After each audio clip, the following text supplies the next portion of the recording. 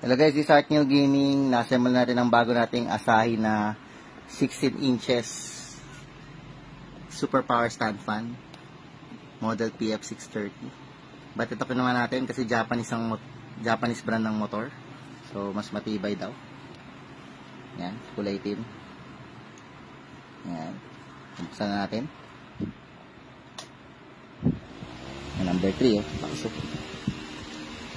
Lakas. Number 2. At number 1, malakas. Yan. Kasi natin yung swing. Yan. Ayos. Pwede na guys.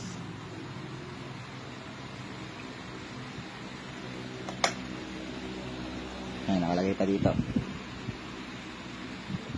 Estimated cost per hour, 50 centavos. So, commercial rate kami.